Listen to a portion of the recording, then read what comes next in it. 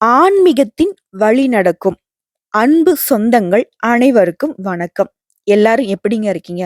ரொம்பவே நலமாக இருப்பீங்கன்னு சொல்லிட்டு மனசார கடவுள்கிட்டயும் பிரார்த்தனை வச்சுக்கிட்டு இந்த வீடியோ பதிவே தொடங்குறாங்க. பொதுவா நம்முடைய எல்லாருடைய எதிர்பார்ப்பு என்ன தெரியுமா? நல்ல தேக ஆரோக்கியம் இருக்கணும். வளமான வாழ்க்கை இருக்கோ இல்லையோ, பணத்துக்கு தட்டுப்பாடு இல்லாம இருக்கணும். யார்கிட்டயும் கையேந்தி வாழ்ற ஒரு வாழ்க்கை மட்டும் வேணாம் சாமி அப்படின்னு எதிர்பார்ப்போம். கஷ்டமும் வரட்டும். வேணான்லாம் சொல்லல. ஆனா, கொஞ்சமாச்சும் என்ன சொல்றது? ஒரு ரெஸ்ட் குடுத்து கஷ்டம் வந்தா பரவால்ல. இந்த கடவுள் ஓயாம அடுத்தடுத்து அடி மேல அடியா போட்டுக்கிட்டே இருக்காரே! ஏதாவது ஒரு மாற்றம் பிறக்குமா? இந்த நாள் எப்படி இருக்குமோ? இந்த வாரம் எப்படி இருக்குமோ?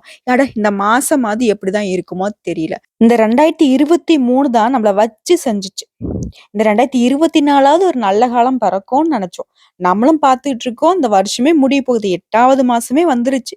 இன்ன வரைக்கும் எதுவும் பெருசா வாழ்க்கையில முன்னேற்றமே இல்ல. ஆனா ஒரு விஷயம் சொல்றேங்க. இந்த பரீட்சை எழுதுவோம். முதல்ல மெதுவா எழுதுவோம். தெரியாத கேள்விக்கெல்லாம் பதில் யோசிச்சுக்கிட்டு இருப்போம். ஆனா, இந்த பரீட்சை முடியக்கூடிய சமயத்துல பார்த்தோம்னா, கட கட கடன்னு எழுதியிருப்போம். ஸோ, அந்த கடைசி நேரத்துல எழுதுனது கூட நமக்கு நல்ல மதிப்பெண்ண பெற்றுக் குடுத்துருக்கும். அந்த மாதிரி தாங்க. உங்க வாழ்க்கையும் இந்த வருஷ கடைசியில தான் நெறைய விஷயங்கள்ல உங்களுக்கு மாற்றத்த குடுத்து, உங்க வாழ்க்கைக்கு நல்ல முன்னேற்றத்த குடுக்க போகுது. அது என்னென்ன? திருக்கணித பஞ்சாங்கத்த வச்சு பார்க்கிறப்பவும் சரி, காலபுருஷ சக்கரத்துல சுழலக்கூடிய இந்த 12 ராசிகளுக்கும் சில மாற்றங்கள குடுக்க போகுது.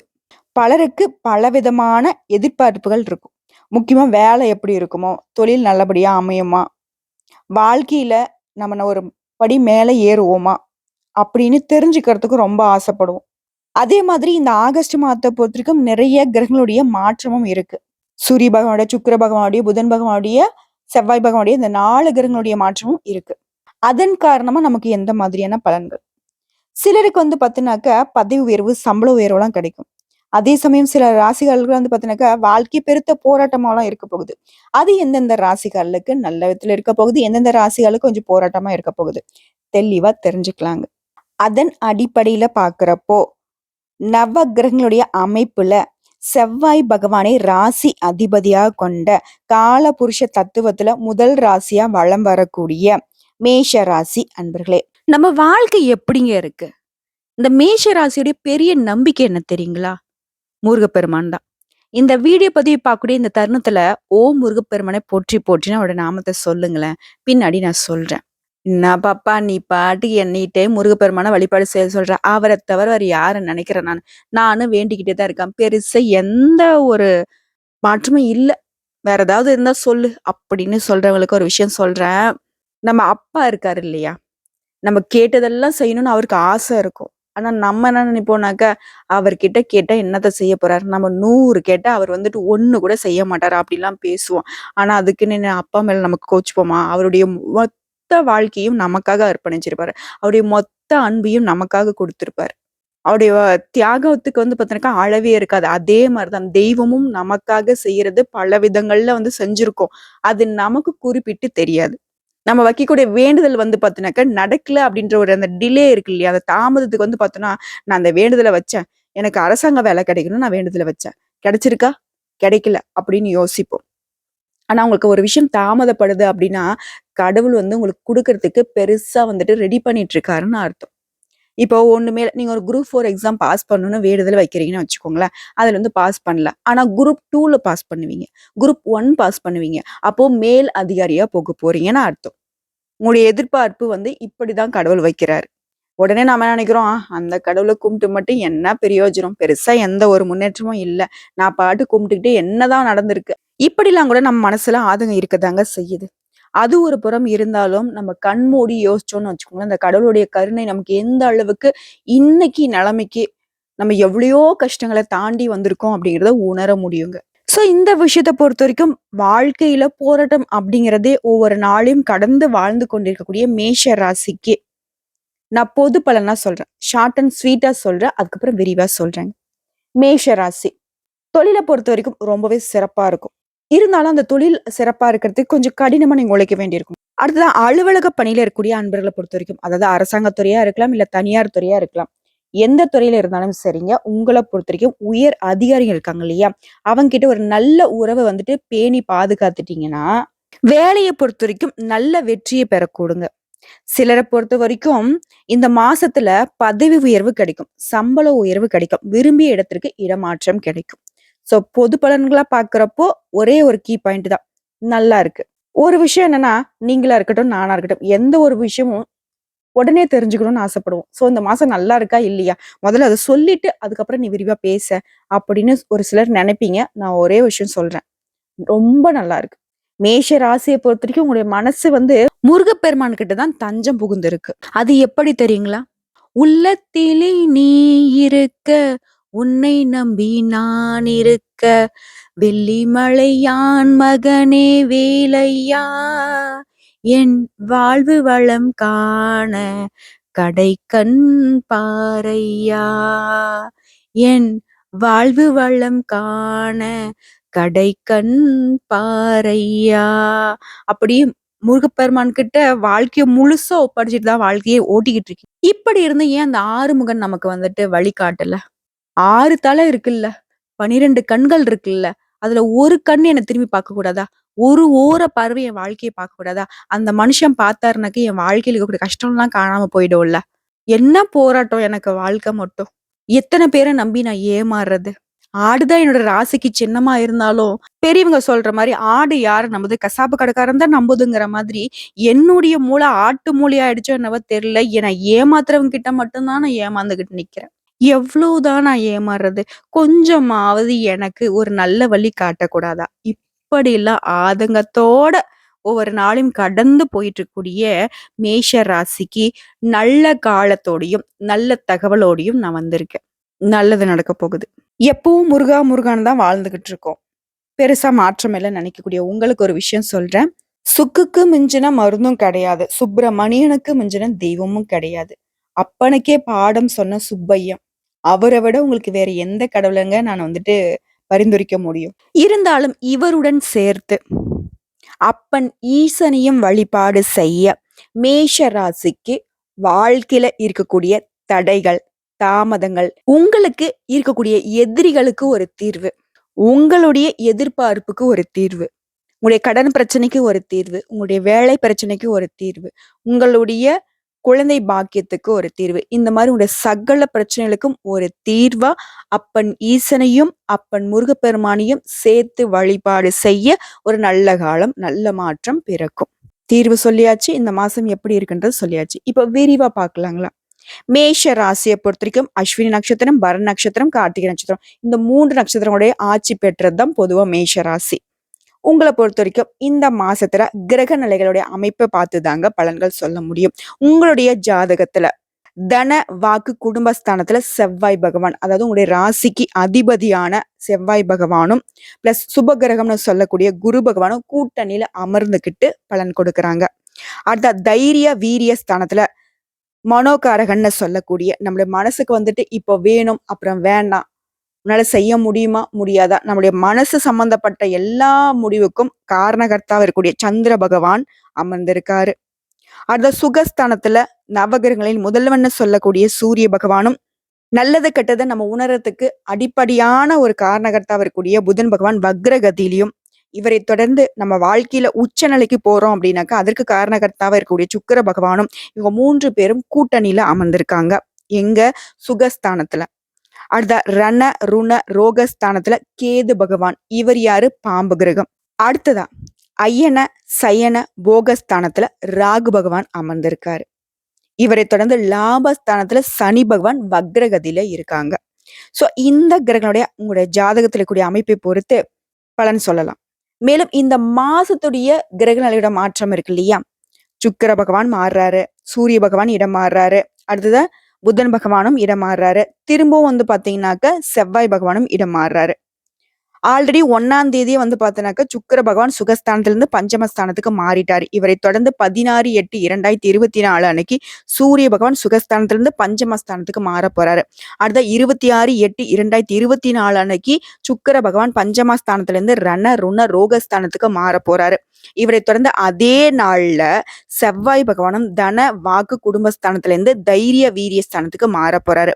இவங்களை தொடர்ந்து கடைசி நாளான இந்த மாதிரி இறுதி நாள்ல புதன் பகவான் சுகஸ்தானத்துல இருந்து பஞ்சமஸ்தானத்துக்கு மாற போறாரு. சோ கிரகங்களுடைய மாற்றமும் பார்த்தாச்சு. உங்க ஜாதகத்துல எந்தெந்த கிரகங்கள் எங்கெங்க அமர்ந்திருக்காங்கன்னு பார்த்தாச்சு. இதன் காரணம் பலன்கள்னு கேட்டீங்கன்னா, இயற்கையிலேயே அதாவது பிறவியிலேயே குணம்னு பார்த்தோம்னாக்க தலைமை தாங்கி நடத்தக்கூடியவங்க. ஒரு தளபதியா, ஒரு அரசு அதிகாரியா, சட்டம் ஒழுங்கு சீர்படுத்தக்கூடிய ஒரு காவல் அதிகாரியா, இந்த மாதிரியான பதவிகளுக்கு பொருத்தமான மேஷராசி அன்பர்களே. உங்கள பொறுத்தவரைக்கும் இந்த ஆகஸ்ட் 31ஆம் தேதிக்குள்ள 5 பிரச்சனைகளுக்கு தீர்வோட தாங்க இந்த வீடியோ பதிவை நான் தொடங்குறேன். அது என்ன 5 பிரச்சனை முடிவுக்கு வருதுன்னா, முதல்ல ஒரு மாதிரி எந்த ஒரு விஷயத்தையும் முன்னெடுத்து செய்ய முடியல. தைரியமே இல்ல. மனசு வந்து பார்த்தீங்கன்னா ரொம்ப வீக்கா இருந்தீங்க இல்லையா? அந்த மன வலிமை கூட போகுது. மன தைரியம் அதிகரிக்க போகுது. பண விஷயத்துல படாத பாடு பட்டீங்க இல்லையா? அந்த பிரச்சனை தீரப்போகுது. பண வரவு அப்படிங்கிறது கடன் பிரச்சனையில மாட்டிக்கிட்டு இருக்கிற மேஷராசி கூட கடன் பிரச்சனையை சுத்தமா சால்வ் பண்ணிட்டு மத்தவங்களுக்கு நீங்க உதவக்கூடிய அளவுக்கு பண வரவு அதிகரிக்க போகுது. ஆரோக்கிய பிரச்சனையை பொறுத்த வரைக்கும் ரொம்பவே கஷ்டப்பட்டுட்டு இருந்தீங்க. ஹாஸ்பிட்டலுக்கு நிறைய வீண் வரைய செலவுகள் பண்ணியிருப்பீங்க. குடும்பத்திலயும் சரி, உங்களுக்கும் சரி. சோ அந்த விஷயத்துல முக்கியமா உங்களுக்கு உடல் ஆரோக்கியம் அப்படிங்கிறது மேம்பட போகுது. 3 விஷயம் ஆச்சு. அடுத்தா மனசுல வந்து பாத்தீங்கன்னா திடீர் திடீர் குழப்பம் வரும். திடீர்னு கோவப்பட்டுட்டு இருப்பீங்க. சோ அந்த குழப்பங்கள் நீங்கி அந்த திடீர் கோபம் அப்படிங்கிறது மாறப்போகுது. முக்கியமா தொழில்ல வளர்ச்சி இல்லைன்னு நினைச்சக்கூடிய சொந்தமா தொழில் செய்யக்கூடிய மேஷ ராசிக்கு தொழில நல்ல வளர்ச்சி பெற போறீங்க. லாபம் அதிகரிக்க போகுது. இந்த 5 விஷயம் தான் உங்களுக்கு நல்ல மாற்றத்தை கொடுக்கக்கூடிய விதத்துல இருக்க போகுது. மேலும் விரிவா பேசணும்னா, வீண் தகராறு ஏற்படுறதுக்கு வாய்ப்பு இருக்கு. சட்டுன்னு நீங்க கோவப்படுறீங்க இல்லையா? அந்த கோவப்படுறதுனால அவங்க என்ன பேச வராங்க, உங்களுடைய ஆப்போசிட்ல இருக்கிறவங்க என்ன பேச வராங்க, குடும்பத்திலயும் சரி, நட்பு வட்டாரத்திலயும் சரி, வேலை செய்யக்கூடிய இடத்துலயும் சரி, எங்குமே திடீர்னு கோவம் வரும். ஒரு கடைக்கணிக்கே போயிருப்பீங்க. கடைக்காரங்கிட்ட ஏதோ ஒண்ணு பேச போய் அவங்க ஏதோ ஒண்ணு சொல்ல, எப்படி நீங்க சொல்லலாம் அப்படின்ற மாரி அந்த முன் கோபம் வந்து உங்களுக்கு வீண் தகராறுகளை ஏற்படுத்தலாம். இதனால என்ன செய்யணும்? முன் கோபத்த கட்டுப்படுத்தி வச்சுக்கணும். நிதானமாக செயல்படுவது ரொம்ப நல்லது. தொழில்ல, வியாபாரத்துல நல்ல வளர்ச்சி பெறக்கூடிய ஒரு சூழ்நிலை இந்த மாதத்துல இருக்கும். அடுத்த வரக்கூடிய செலவ கட்டுப்பாட்டுல வச்சுட்டீங்க அப்படின்னா, பணத்தட்டுப்பாடு அப்படிங்கிறது வராது. யார்கிட்டயும் கை நீட்ட வேண்டிய அவசியமே இருக்காது. "என்னம்மா முன்னதான் நீ சொன்ன பணவரவு தாராளமா இருக்குன்னு சொல்லிட்டு, அப்படி ஏன் செலவு பண்ணக்கூடாதுன்னு சொல்றேன்னு" ஒரு சிலர் கேட்பீங்க. அதாவது பணம் வருது வருது அப்படின்னுட்டு இஷ்டத்துக்கு செலவு பண்ணிட்டோம்னு வச்சுக்கோங்களேன், அடுத்து ஒரு தேவைக்கு எப்பவும் ஒரே மாதிரி இருக்காது. சோ வரக்கூடிய பண வரவ பார்த்து செலவு செஞ்சுட்டு கையிருப்ப கொஞ்சம் அதிகரிக்கணுங்க. அடுத்ததா இந்த காலகட்டத்த பொறுத்தவரைக்கும் நான் முன்னாடியே சொன்ன முன்கோபம் வரும்ன்னு சொல்லிட்டு. பேச்சுலயும் வந்து பார்த்தீங்கன்னா, கடுமையான வார்த்தைகள பயன்படுத்துவீங்க. அது வந்துட்டு தவிர்க்கணுங்க. முற்றிலும் தவிர்க்கணும். கடுமையான அந்த பேச்ச வந்துட்டு காட்டவே கூடாது மத்தவங்க கிட்ட. அந்த மாதிரி பொறுமையா இருந்துட்டீங்க. தேவையில்லாத வார்த்தைகள வந்து பயன்படுத்தல அப்படின்னாவே ரொம்ப நல்ல காலகட்டம் இது. அடுத்த உத்தியோக பணிகள்ல இருக்கக்கூடிய அன்பர்கள பொறுத்தவரைக்கும் பணிபுரியக்கூடிய இடங்கள்ல எச்சரிக்கையோட இருக்கிறது ரொம்ப நல்லது. குறிப்பா இந்த ஃபேக்டரில வந்துட்டு எந்திரங்கள பயன்படுத்துறீங்களா? அவங்கலாம் ரொம்ப கவனமா இருக்கணும். மேலிடத்துல அவங்க மூலியமா நடக்கக்கூடிய காரியங்கள் இருக்கு இல்லையா? நீங்க ஒருத்தர்கிட்ட வந்து உதவி எதிர்பார்த்திருப்பீங்க. மேனேஜர் கிட்டயா இருக்கட்டும், இல்ல முதலாளி கிட்டயா இருக்கட்டும். அந்த மாரி பணிபுரியோட இடங்கள்ல நீங்க எதிர்பார்த்த உதவிகள் வந்துட்டு உங்களுக்கு கிடைக்கிறதுல கொஞ்சம் தாமதம் ஏற்படலாம். இதனாலயும் கொஞ்சம் வந்து மனசுல வேதனை உண்டாகும். அத கொஞ்சம் பார்த்துக்கோங்க. பரவால்ல. பெருசா எதிர்பார்ப்பு வைக்காதீங்க. அது ஒண்ணு தான் உங்களுக்கு ஒரு தீர்வு. அடுத்த குடும்பத்த பொறுத்தவரைக்கும் குதூகலமான சுப பலன்கள் ஏற்பட போகுது. கணவன் மனைவிக்கிடையேயும் பந்த பாசம் அப்படிங்கிறது அதிகரிக்க போகுதுங்க. குழந்தைகளின் மூலம் மனம் மகிழ்ச்சி அடையக்கூடிய சூழ்நிலையும் உருவாகும். நட்பு வட்டாரத்துல உறவுக்காரங்கிட்ட பேசி பழகுறப்போ ரொம்ப கவனமா இருக்கணுங்க. நம்ம எப்பவுமே நட்பையும் நம்பக்கூடாது, சொந்தக்காரங்களையும் நம்பக்கூடாது. உடனே சண்டைக்கு வந்துடாதீங்க. நட்பு எப்படின்னு நீங்க சொல்லலாம். சொந்தக்காரர் சொன்னா கூட நான் ஒத்துப்பேன் அப்படின்னு. ஏங்க மேஷ ராசிக்காரங்களே, நான் சொல்ற விஷயம் உண்மை நினைச்சா கமெண்ட் பாக்ஸ்ல பதிவிடுங்க. எத்தன நட்பு மூலியமா நீங்க கஷ்டப்பட்டுருக்கீங்க. எவ்ளோ பண பிரச்சனை நீங்க நட்பு மூலியமா நீங்க சந்திச்சிருக்கீங்க. எவ்ளோ துரோகங்கள நீங்க தாண்டி வந்திருக்கீங்க. எல்லாரும் நான் அப்படி சொல்ல கிடையாது. ஒரு சிலருக்கு. இது வந்து கடந்து தான் வந்திருப்பீங்க. தப்பா இருந்தா மன்னிச்சுக்கோங்க. நம்ம வந்துட்டு கணிக்கக்கூடிய ஒரு விஷயத்த நம்ம சொல்லி தான் ஆகணும்.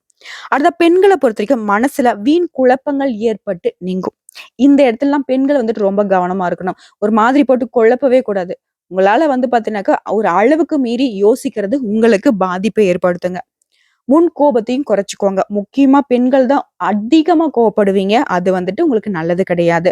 உங்களுக்கும் நல்லது கிடையாது. சுத்தி இருக்கிறவங்களுக்கும் நல்லது கிடையாது. அடுத்த கலைத்துறையில இருக்கக்கூடிய அன்பர்கள பொறுத்தவரைக்கும் கூடுதலா உழைக்க வேண்டியிருக்குங்க. உங்க வேலைய பார்த்து மத்தவங்க பொறாமைப்படக்கூடிய அளவுக்கு கலைத்துறையில இருக்கக்கூடியவங்க மேல வரப்போறீங்க. அடுத்தா கடன் பிரச்சனை மாட்டிட்டு இருந்த மேஷ ராசிக்கு கடன் பிரச்சனைகள் தீருங்க. உங்களுடைய செல்வாக்கு அப்படிங்கிறது உயரும். அரசாங்கத் துறையில இருக்கக்கூடிய அன்பர்கள பொறுத்தவரைக்கும் நல்ல முன்னேற்றம் உண்டு. இவங்களைத் தொடர்ந்து அரசியல் துறையில இருக்கக்கூடிய அன்பர்கள பொறுத்தவரைக்கும், உங்களுக்கு இருந்த இறுக்கமான நிலை இருக்கு இல்லையா? அது மாறுங்க. யார்ட்ட பேசுறது? யார்ட்ட பேசக்கூடாது? யார்ட்ட எப்படி நடந்துக்கிறதுன்னே தெரியல. நம்மள சுத்தி ஒரு மாயமா இருக்குல்லாம் யோசிச்சிருப்பீங்க. அரசியல்ல இருக்கக்கூடிய மேஷ ராசிக்காரங்களே. இந்த நிலை உங்களுக்கு மனசுக்கு நிம்மதிய தரப்போகுது. உங்க மனசுக்கு பிடிச்ச மாரியும் வாழ்க்கைய நடத்தப் போறீங்க. மேலிடத்துல இருந்து உங்களுக்கு கருத்து வேற்றுமை உண்டாகலாம். அது கொஞ்சம் பார்த்துக்கோங்க. கவனம் தேவை. ஒரே விஷயம் இவ்வளவுதான். அடுத்த பண விஷயத்திலயும் நிதானத்தை கடைபிடிப்பது நல்லது. இவங்களை தொடர்ந்து மாணவர்களுக்கு மத்தவங்க கிட்ட பழகுறப்ப ரொம்ப கவனமா இருங்க. கல்வி பத்தின மனக்கவலை அப்படிங்கிறது ஏற்படதான் செய்யும். பட் இருந்தாலும் அதை நீங்க தெளிவா யோசிச்சிட்டீங்க அப்படின்னாக்க, அந்த மனக்கவலை அப்படிங்கிறதும் நீங்கிடுங்க.